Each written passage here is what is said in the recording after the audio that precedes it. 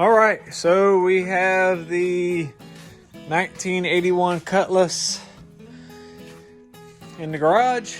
We got several things we want to do to it. We got the dogs, they're excited. Every time I pull out the camera, they start jumping. So, a couple of things I want to do. We got several parts up here. We got a stall converter.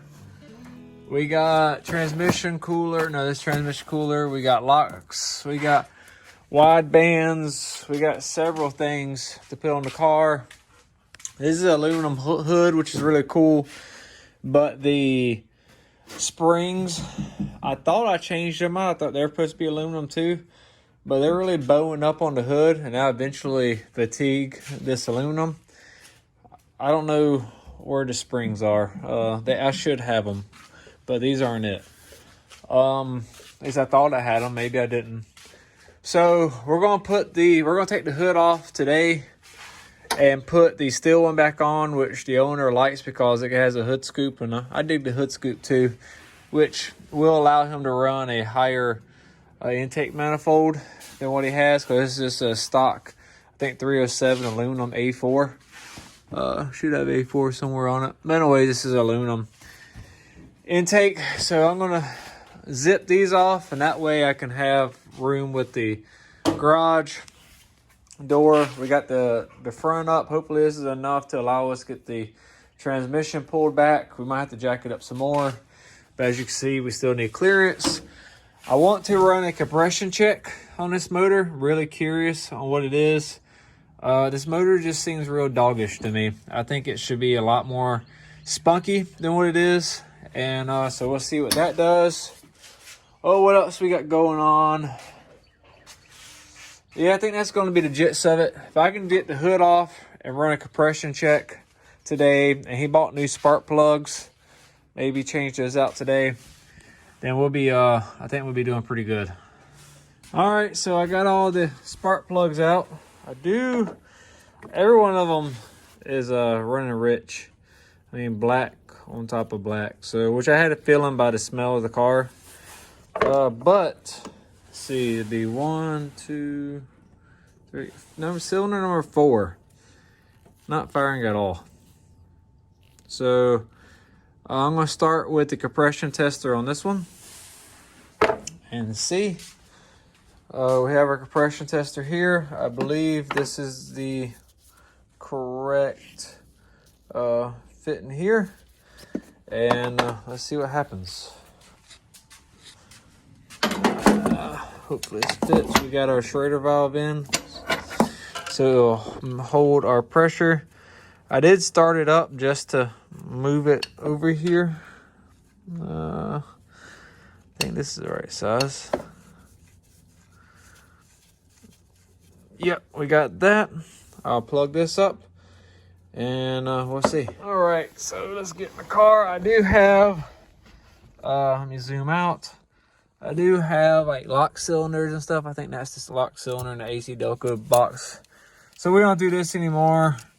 And we got the rest of them for the doors and stuff like that. But yeah, this is kind of annoying. Let me get these pliers straightened down and, oh, nope.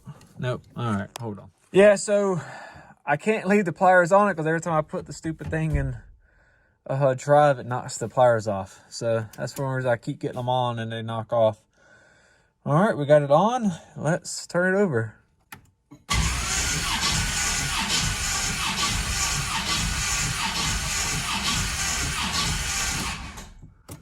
Let's see what that cylinder says. Oh, I hope it ain't 0. So if it's 0, then that means we got a dead cylinder. Oh! Okay, that's good compression. Exactly what I thought it should be. So we're just not firing. Okay. We can work with that. So I hope the owner's okay. He's probably gonna find out through this vid. But we're gonna take, see if I got a good Sharpie here. This one should work. We're gonna write down our cylinder PSIs on these valve covers. there's just too much randomness going on. So we're gonna call that 150 right here. Ah, that looks like crap. Now I'm left-handed. Like a 2-year-old writes this. All right, so that's 150. I'm gonna go each cylinder and just see, make sure we don't got something wrong, because we're just, it's a turd right now. I think a lot of it is this cylinder not firing and the carburetor being rich. So we'll go through it. Think we got a problem. So let's turn it over, and you'll hear sounds from earlier. Earlier, you heard like a ch-ch-ch, ch-ch-ch, ch-ch-ch.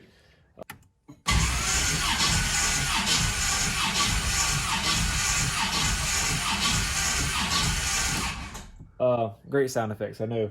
But listen to the way this one turns over now.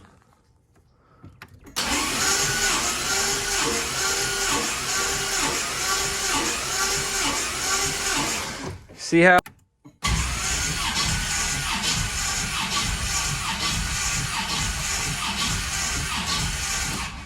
it's just kind of gee.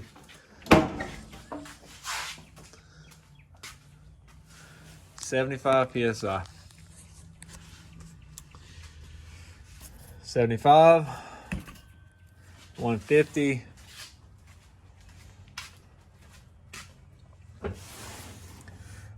140, 150, 140, 150. We're gonna finish the rest of it, but so this cylinder wasn't firing, and we're down half the compression on this cylinder. I keep going and see if this is the only one, and we might pull this valve cover and see what's next. Actually, I'll probably do WD-40 and see if that fixes it, because I'll check our rings and then we'll pull the valve cover. If you don't know, just release the pressure. All right, a roll up, 160, 160, 75, 150,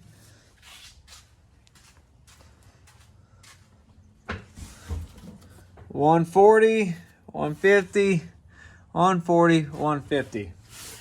So what I'm going to do now, take this little WD-40. I do have a leak down tester. We could try it next. I'm going to put a little bit of oil down the cylinder and see. All right, need a new can, but we're going to do that. Oh man, it ain't working with the flip. And we'll do another leak down check. All right, so I squirted a good bit of oil down the cylinder. That did not solve it. So, I got a smudge on my screen. We're gonna put this away and we're gonna get the leak down tester. I wonder if we could have a blown head gasket for some reason. And let's see. All right, we got a leak down tester here. Got from Summit. What I'm going to do is take this one, put it back in the cylinder, plug it into here, and we'll take our air line and plug it into there. One of the advantages of having a forward solenoid on your fender, you get to use one of these things. And I'm going to put my finger over that hole and feel till we get compression, because we need this with both valves closed, and really you want it where it ain't going to push the cylinder back down, but I'm going to play around with that till I figure it out. So we really was close. I only had to bump it like twice, and with the WD-40 it shot some out, so I knew it was on a compression stroke. Hooked up a line to here.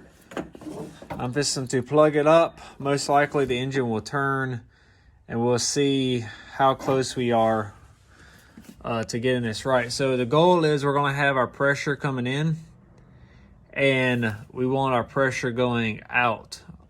What's the difference? And what I like to do is have it at 100, because then we can use this as a percentage of how off we are on cylinder pressure.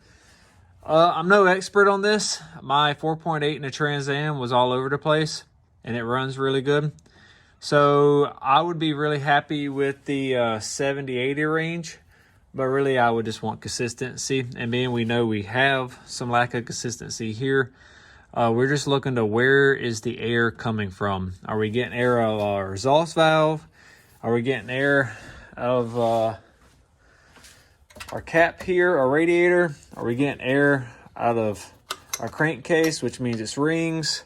Or are we going to get air out of our intake? So it's kind of the goal of what we're chasing right now, is where is the air going to do? Because it's definitely going to have leaks.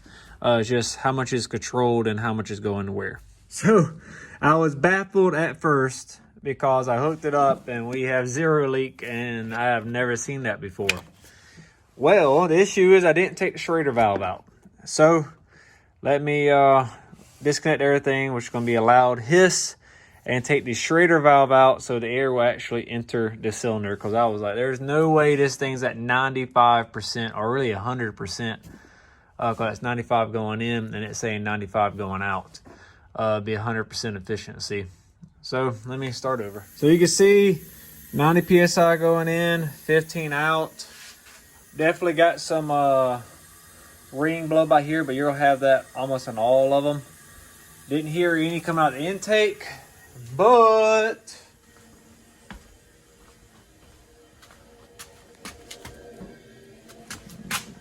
it should be this side because true duals.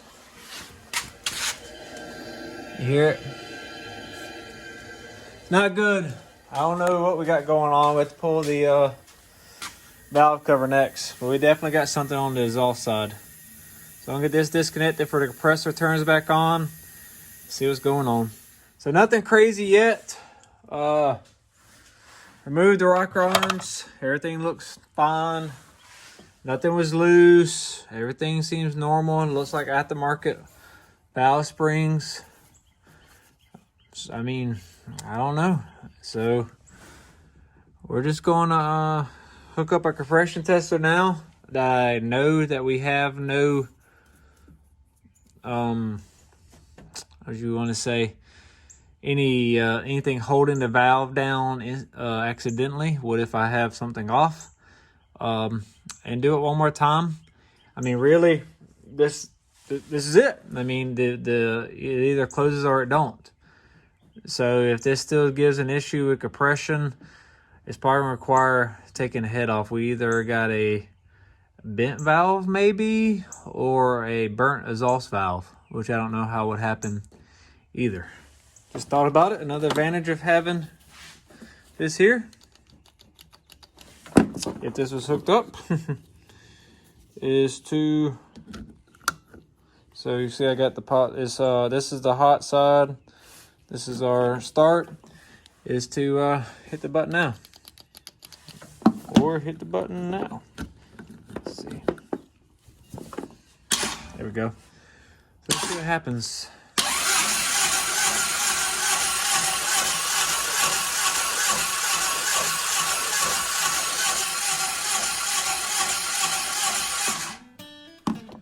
Okay, we're looks like even worse than we were before.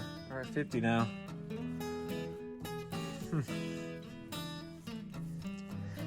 That's crazy. Move